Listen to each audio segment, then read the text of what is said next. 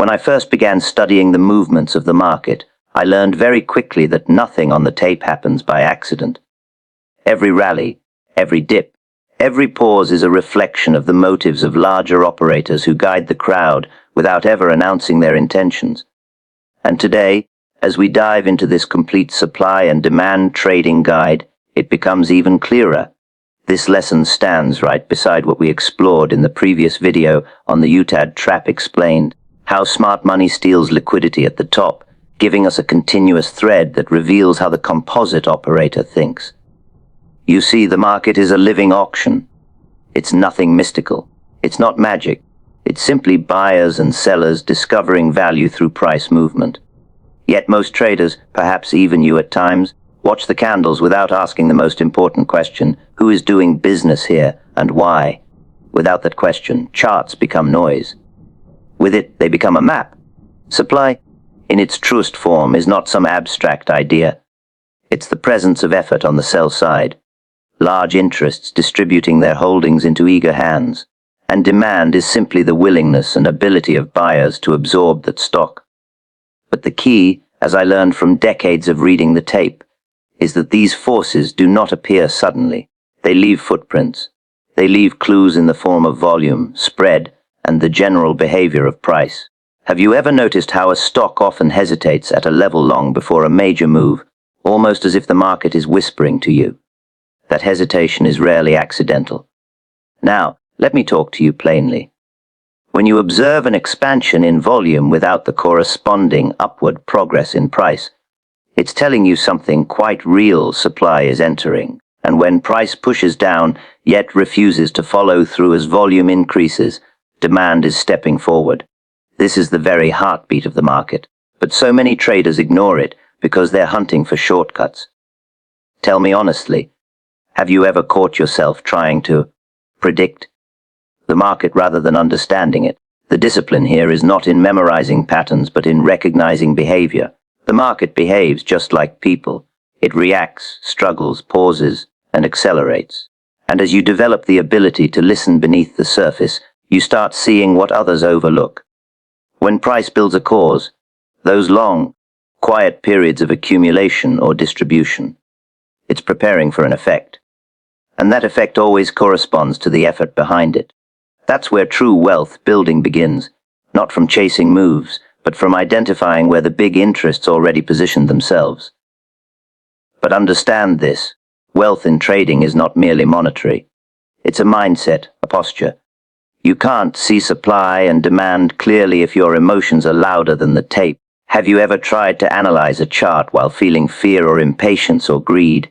How did that turn out?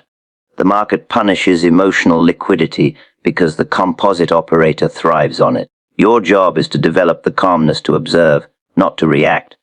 Earlier we spoke about liquidity traps in another context, and it fits neatly here. Remember how in the previous discussion of the UTAD trap, we saw how large operators coax buyers into the very top. That same principle of exploiting imbalance is central to supply and demand. Big interest doesn't push price at random. They push it into areas where the public is willing to act impulsively. And where the public is impulsive, the operator does business quietly. Supply zones form because institutions need space, time, and participation from the crowd to unload their stock. Demand zones form because the same institutions need to gather shares without drawing attention. It's not mysterious, it's simply logistics. But once you start thinking in these terms, the entire chart becomes a record of human intention. Doesn't that make the market feel more structured, more decipherable? Now, let's go deeper. A true demand zone, one worth your attention, will show evidence of absorption. You'll see price decline, but each push downward becomes weaker. Spread narrows. Volume becomes purposeful. There may even be a shakeout or spring designed to force out weak holders. And if you watch carefully, you'll notice a sudden firmness. Price simply refuses to travel lower. That's demand in action. The operator is absorbing everything thrown at them. On the other side, supply zones reveal themselves through climactic action, weakening rallies, and abrupt stalling. Picture price rising on effort, only for the spread to diminish while volume surges. This is not the public buying. It is the public being sold to. And once that supply is complete, the market drifts, appearing tired. How many times have you mistaken that tiredness for just a small pullback, only to see the stock collapse shortly after? Trading on supply and demand is not about predicting which zone will hold perfectly. It's about aligning yourself with the path of least resistance. When demand dominates, the path is upward. When supply overwhelms, the path is downward. But the only way to see it is by reading price and volume together, not separately, not with indicators layered like a blanket, but with clear eyes observing the motives of the operator. And let me remind you, just as we learned from that earlier video on the uptrust trap, these shifts in control usually happen before the public realizes anything is changing. The top never feels like the top when you're in it. The bottom never feels like the bottom either. But supply and demand, read correctly, always reveal where the tides are turning. That's what gives you the advantage, not predicting the future, but interpreting the present with accuracy. Ask yourself right now, are you approaching the market as a student of behavior or as someone hoping for luck? Because the trader who sees supply absorbing demand at the highs already knows distribution is underway. The trader who recognizes demand absorbing supply at the lows already knows accumulation is taking place. This is not guesswork, it's observation. Every chart tells a story of effort and result. If effort increases but result fades, something is changing. If result expands on little effort, something is building. Markets are constantly testing the conviction of participants. They test sellers by trying the highs, they test buyers by exploring the lows. Your job is to observe who passes and who fails those tests, and the moment you begin seeing these dynamics, you stop fearing volatility. Volatility becomes information. A shakeout becomes an opportunity. A climax becomes a warning. This is the mindset that builds a trader, not bravado, not wishful thinking, but the quiet willingness to see what is actually happening rather than what you want to happen.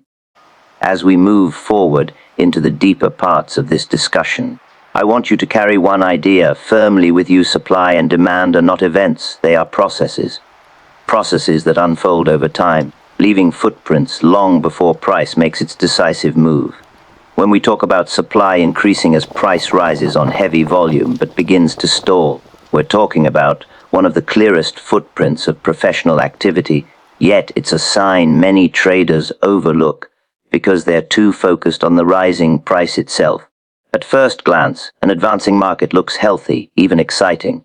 People see green candles and assume demand is in full control. But the truth is that the market doesn't reveal intentions through price alone. It reveals them through the relationship between price and volume. And the moment that relationship becomes uneven, you're being shown something important. You're seeing supply quietly entering the market. And if you've ever wondered why rallies often collapse right after looking strong, this dynamic is often the culprit. Imagine a stock rising with strong volume behind it. That volume represents effort, activity, energy, commitment. Yet as the effort grows, you notice something that doesn't quite match. The upward progress begins to slow. The spreads get smaller. The closes drift off their highs. The market pushes up but can't travel the distance it did earlier. Now, pause and ask yourself, if demand were truly in control, wouldn't price be moving farther, not less? Wouldn't the increased volume translate into increased progress?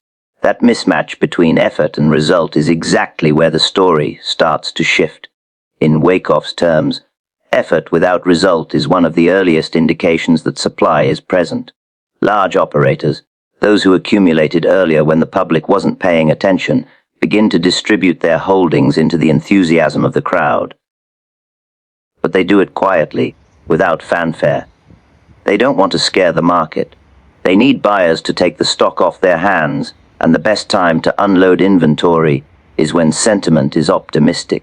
As price rises and volume expands, public interest is usually at its highest, giving institutions the liquidity they need to sell significant amounts without causing an abrupt collapse. But even though they're subtle, they can't hide completely. Their actions reveal themselves through the slowing of the trend. It's a bit like a vehicle going uphill. At first it accelerates easily, climbing with momentum, but as the incline becomes steeper, the The engine works harder, the noise increases, yet the car slows. The effort grows, but the result shrinks. In trading terms, the incline is supply, and the effort of the engine is rising volume. You're witnessing the same phenomenon: increased effort, unable to produce proportionate upward movement. Have you ever seen a chart where everything looked bullish until suddenly it wasn't? This is often the moment right before that shift. When you observe heavy volume on a rally that fails to advance meaningfully, it's a strong clue that professional money is selling into strength. They aren't shorting blindly, they're taking advantage of the public's demand. The public feels the emotional pressure of missing out. They buy because price is rising, not because demand is truly outweighing supply. Meanwhile, the composite operator uses that excitement as a chance to quietly exit. And once their distribution is complete, the market no longer has the same support beneath it. The path of least resistance shifts, often sharply. But let's go deeper. Why would price stall instead of reverse immediately? Because supply entering the market doesn't always announce itself with dramatic moves. It often begins with subtle changes in character. You may see consecutive bars of upward movement, but each bar has less range. Or perhaps price hits a resistance level and volume surges, yet the close is weak, indicating rejection rather than strength. Many inexperienced traders misinterpret these signs as consolidation or a temporary pause before continuation. But if you listen to the tape, you can hear the underlying message. The market is encountering opposition. Someone is selling into those buys. Think about what it means for supply to appear during a rally. If buyers were in complete control, there would be little resistance. The stock would continue advancing with ease. But when sellers begin offloading their holdings, the market must absorb that supply before moving higher. And the larger the seller's inventory, the more difficult it becomes for price to continue rising. That's why the upward progress halts. The demand may still be present, but it's no longer sufficient to overcome the weight of distribution. Have you ever watched a breakout that looked perfect on the surface, only to see it fail almost immediately? Breakouts on heavy volume that stall are one of the most common traps in the market. The breakout attracts buyers who believe they're catching the start of a new trend, but the volume that appears isn't purely demand. It's also the fuel that institutions use to unload. When the rally fails to follow through, the newly trapped buyers become potential future sellers, adding even more supply. This cycle is what often precedes sharp reversals. Another important factor is the psychology of the crowd. When price rises quickly, inexperienced traders assume demand is strong. They don't consider the possibility that demand might simply be absorbing institutional selling rather than driving genuine markup. They see volume spikes and interpret them as bullish enthusiasm. But have you ever considered that rising volume can mean the exact opposite? High volume isn't inherently bullish or bearish. It's context that determines meaning. And when heavy volume meets diminishing progress, the meaning leans strongly toward distribution. This is why Wyckoff insisted that traders must study the behavior of price, not merely patterns. A pattern alone cannot tell you whether supply is entering, but behavior, the relationship between volume, spread, and closing position, reveals intention. A narrow spread on high volume is not healthy in an uptrend.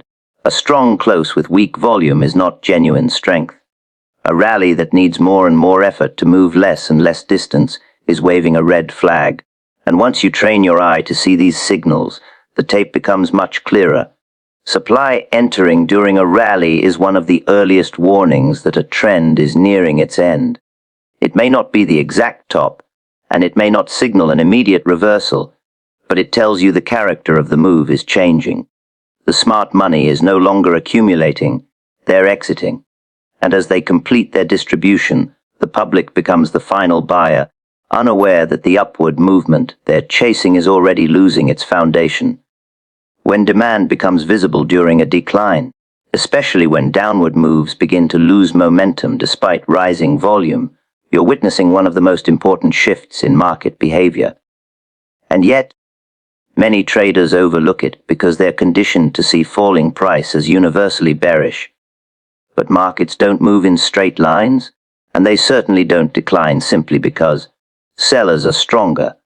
They decline when supply overwhelms demand, and they stop declining when that relationship changes. So when you see price dropping, but the market struggles to continue downward even as volume expands, something meaningful is happening beneath the surface. You're seeing demand quietly step in. Imagine a market that has been trending downward for a while. Each leg lower seems to come easily. The spreads are wide, the closes are weak, and volume is moderate or declining. Nothing unusual.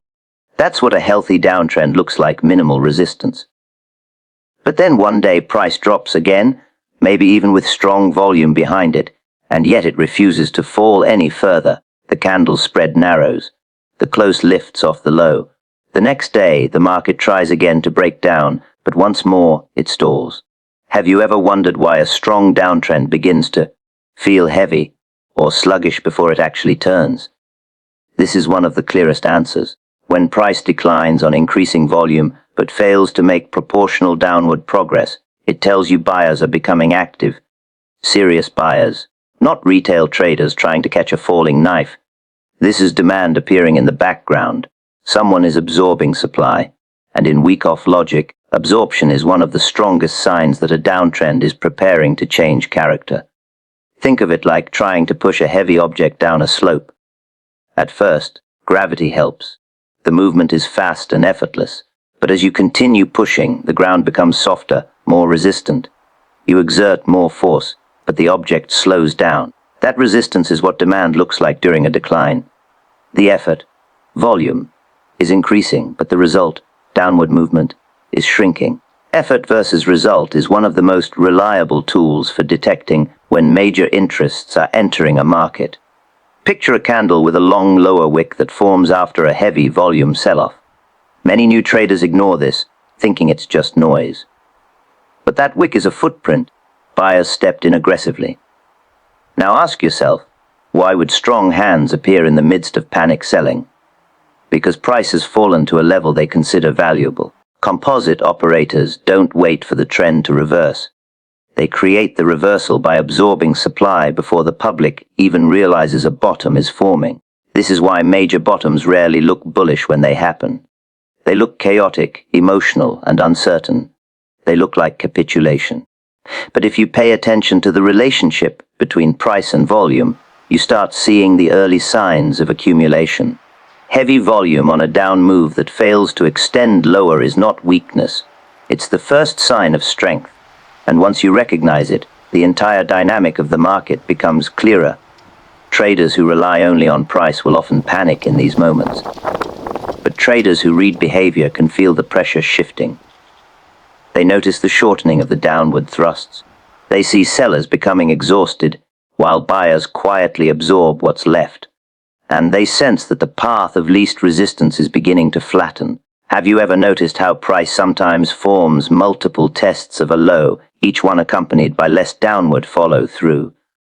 That's not randomness. It's demand checking supply. It's the market saying, is there any more selling pressure here? And when those tests fail to produce new breakdowns, even with solid volume behind them, it's telling you supply is drying up. Once supply is sufficiently absorbed, even a small amount of buying can push the market upward. Another crucial element is the psychology of the crowd. When price declines sharply, most retail traders assume the safest choice is to wait until the market shows clear strength. Ironically, by the time they feel safe, the professionals have already accumulated most of their positions. That's because true strength doesn't appear at the top of a rally. It appears at the bottom of a decline when heavy selling pressure fails to push price lower. But this strength is subtle. It's not the kind the public recognizes. It's the kind that only reveals itself through behavior. Volume is the key. Without rising volume, a stall in price might simply be a lack of participation. But when rising volume accompanies a lack of downward movement, it means something very different. It means someone is actively stepping in to buy. Not just one participant, multiple strong hands. These are institutions, funds, and operators with the resources and conviction to absorb large amounts of stock. They don't chase. They accumulate quietly, letting the crowd hand them shares at a discount. And as this absorption continues, pressure builds beneath the surface. You may see springs, shakeouts, or failed breakdowns, all techniques used by strong hands to test remaining supply. Each test that fails to generate meaningful downside confirms the presence of demand. And if you're watching carefully, you can follow the process unfolding. The beauty of this concept is that it doesn't require you to guess the bottom. It simply asks you to observe. Observe whether price and volume are aligned. Observe whether sellers are actually producing results. Observe whether buyers are revealing themselves through subtle wicks, narrow spreads, strong closes, and repeated failures of the market to break down. When downward moves lose momentum on rising volume, it's not a coincidence. It's a signal. It's the beginning of a shift.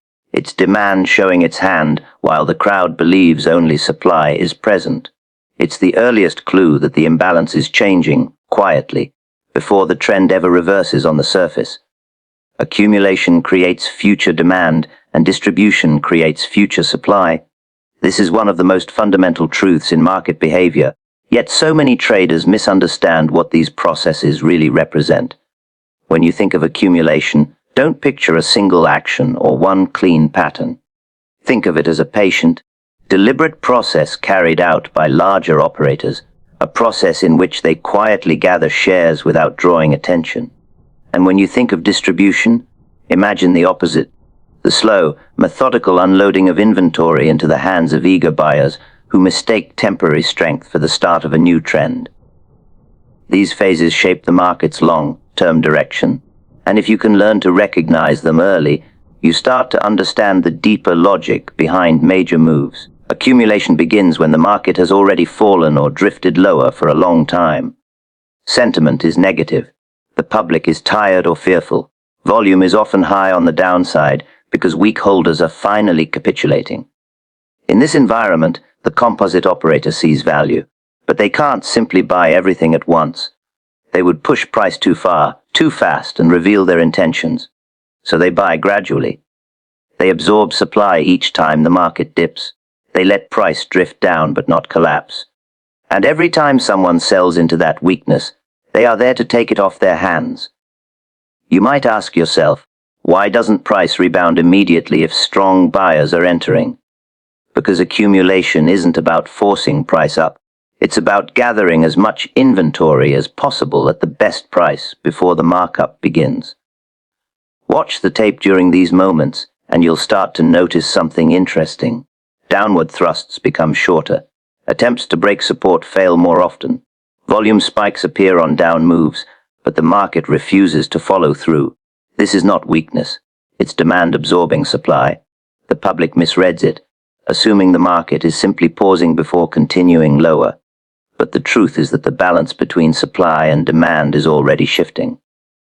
It's happening quietly, beneath the surface, and only those who observe behavior instead of emotion will recognize it. On the other hand, distribution is the mirror image of this process.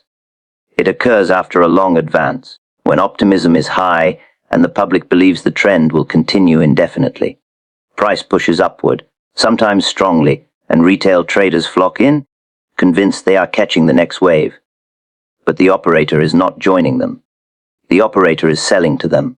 They begin unloading their large positions into the very enthusiasm the public has created.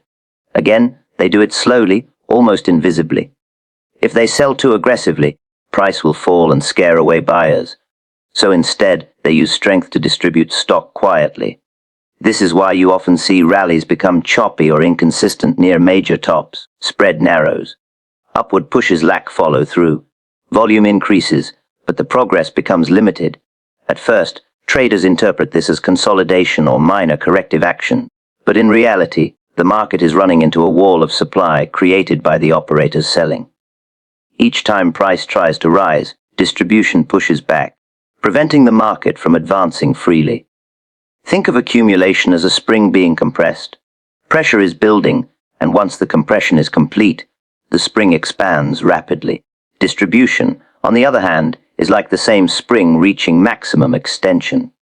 Once fully stretched, it can no longer move upward without resistance. The operator uses that extended state to offload their inventory at premium prices, knowing the market no longer has the internal energy to sustain new highs. What makes these phases so important is not just their existence, but the effect they have on future price movement. Accumulation builds the cause for markup. It creates stored energy. It establishes the base of demand that will later fuel a sustained upward trend. Without accumulation, markup is shallow and short, lived because there is no solid foundation of strong hands holding inventory.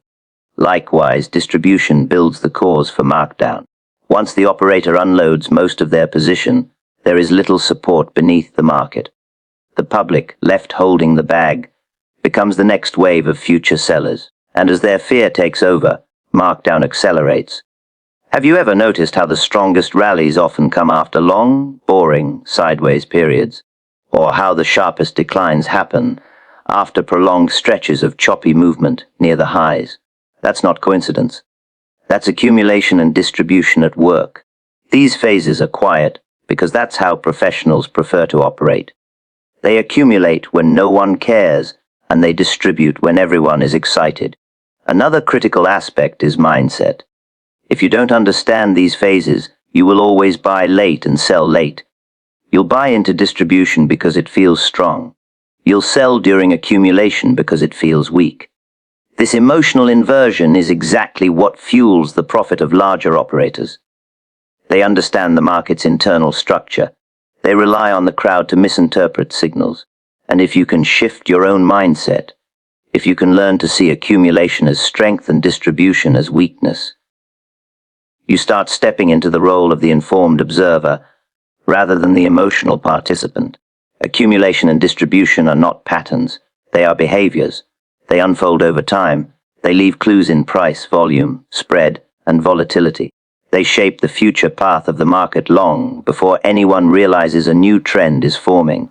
And once you learn to read these processes, the chart stops looking random and starts telling a very clear story about where the market is preparing to go next.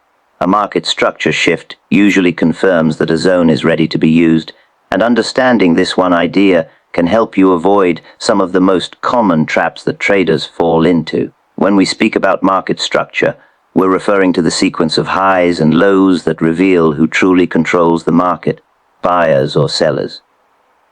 It's not a complicated concept, but it's incredibly powerful when combined with supply and demand analysis. A supply or demand zone on its own doesn't guarantee a reaction. The market needs to show that control is shifting before that zone becomes truly meaningful. And that shift almost always reveals itself through changes in structure. Think of market structure as the market's language. When the market is trending upward, it speaks in higher highs and higher lows. When it's trending downward, it speaks in lower highs and lower lows. These sequences tell you which side has dominance. But a supply zone is not confirmed simply because price reached it. And a demand zone is not validated just because price touches it. The true confirmation comes when structure begins to break. That break is the market's first honest admission that the balance of power is changing. Imagine price descending toward a potential demand zone. Traders might be waiting there, anticipating a bounce, but smart money doesn't enter just because the zone exists. Instead, they observe the behavior of price within that area. If the market continues making lower lows even as it interacts with the zone, demand hasn't taken control. But when price forms a low, then attempts to decline again but fails to create a lower low, something shifts. You see a higher low appear, and then, perhaps, price breaks above the most recent lower high. That tiny structural break, something most retail traders overlook, is often the first real sign that buyers are stepping in with conviction. Ask yourself, have you ever taken a trade simply because price touched a zone, only to watch it break straight through and continue trending against you? That happens because traders treat zones like magical lines. But the market is not obligated to react at a zone. It reacts when the forces of supply and demand shift, and the most reliable evidence of that shift is a change in structure. A higher low forming in a downtrend is not a coincidence. It's demand absorbing what's left of supply. A lower high forming in an uptrend is not a random pause. It's supply pushing back. In Wyckoff terms, this break in structure is the moment where the dominance of one side begins to weaken. It's the final test, the signal that the market is ready to transition from one phase of the cycle to another. But unlike traditional retail trading, this concept is not about predicting a reversal. It's about observing confirmation. The confirmation comes not from indicators or oscillators or news. It comes from the market's own movement. Consider the behavior within a distribution area.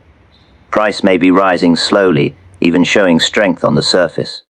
But as the operator begins to distribute, the highs get weaker, the pushes upward lose energy. And eventually you get a lower high. At first it seems insignificant, but when price then breaks below a previous higher low, that's your structural shift. Sellers have taken control. The distribution is ready to generate future supply. That zone, which earlier may have looked like consolidation, has now revealed its true nature. It was a topping process, and the break of structure is the moment the market admits it. Now think about accumulation. Price may be in a long downtrend, hitting new lows frequently. Each bounce is short-lived. But in the accumulation phase, something new begins to appear. The market makes a low, then another, but the second low doesn't travel as far. You see effort, volume, come in on the down moves, yet the market refuses to show deeper weakness. This builds a base. But again, the real confirmation doesn't come from the presence of the zone. It comes when price breaks above a swing high. That's the structure shift that validates the entire accumulation zone. Without that break, the zone is only potential. With that break, the zone becomes active. Market structure doesn't lie. It reflects the immediate battle between buyers and sellers. And when structure shifts, it means the losing side has been exhausted. A demand zone becomes powerful only when the market stops making lower lows and begins forming higher lows. A supply zone becomes active only when the market stops making higher highs and begins forming lower highs. You don't need predictions. You need observation. Have you ever wondered why traders who rely on zones alone often complain that the market faked them out? It's because zones are not entries. They are areas of interest. The real entry is the structural confirmation. And that's where professional traders separate themselves from amateurs. A professional observers. This zone is interacting with price, but structure hasn't changed. There's no shift yet. They wait. And when the shift finally appears, they act with confidence because the market has already revealed its intention. As supply and demand zones form, the market is preparing energy. It's storing potential. But it's the structure that tells you when that potential is ready to be released. And if you're willing to watch for that moment, those subtle shifts, those breaks of minor highs or lows, you begin to trade not against the market, but with the very logic that drives it. Volume is the primary tool for distinguishing real zones from weak ones, and it's a point that cannot be overstated. Many traders make the mistake of identifying supply or demand areas purely based on price levels, horizontal lines, or visual gaps, thinking that the market should react there. But without understanding what volume is telling you, these zones are nothing more than guesses. Volume is the language through which the market communicates the intentions of professional operators. It reveals effort, conviction, and the presence of strong hands. By observing volume in relation to price, you can separate zones that are likely to hold from zones that are likely to fail. Let's start with demand zones. A strong demand zone isn't merely a point where price stops falling. It's a place where volume behavior confirms that buyers are actively absorbing supply. You might see a decline into the zone, followed by a series of candles that show little downward progress even as volume increases. That increase in volume is not retail panic. It's professional absorption. The more significant the volume at that level, the more confident you can be that the zone will serve its function in the future. Conversely, a weak demand zone might produce minimal volume, or the volume might occur without any meaningful price reaction. In such cases, the market isn't signaling genuine interest from strong buyers, and the zone is unlikely to hold. Supply zones operate under the same principle. A supply zone is created when large operators distribute stock into public demand. You may see price rise into the zone, and on the surface, it looks healthy. But the real clue comes from volume. Rising volume that accompanies little upward progress signals that smart money is selling into strength. Wide spreads on high volume, followed by narrow spreads with continued effort, suggest the zone has real selling power behind it. Weak supply zones, on the other hand, often form with light volume, shallow rallies, or rapid moves that show the market isn't truly resisting buyers. Recognizing these differences requires careful observation of volume in context. Volume also provides insight into the quality of tests within zones. In Wyckoff methodology, tests are essential for confirming whether a zone is genuine. For example, when price returns to a previously identified demand zone after an initial bounce, the market often conducts a test to see if supply still exists. A low-volume retest that holds is a sign that demand is strong and capable of absorbing any residual supply. A high-volume failure to hold the zone, however, suggests that supply is still overwhelming demand. The relationship between volume and price movement during these tests is far more telling than the price action alone. One common mistake traders make is to assume that volume spikes are inherently bullish or bearish. Volume alone does not dictate direction. It must be interpreted in relation to price. Rising volume on advancing price in a supply zone might indicate that the operator is distributing stock. Falling volume on a retracement might indicate that sellers have been exhausted. The key is context. Volume becomes meaningful only when you measure effort against result. The greater the effort without proportionate result, the stronger the implication of a professional presence. Volume is the fingerprint of strong hands, and learning to read it is crucial for distinguishing real zones. Another way volume separates real zones from weak ones is by revealing the behavior of the public versus professional operators. In accumulation phases, for example, you'll often see heavy volume on down moves that fail to produce lower lows. Retail sellers are capitulating, but strong hands are absorbing everything.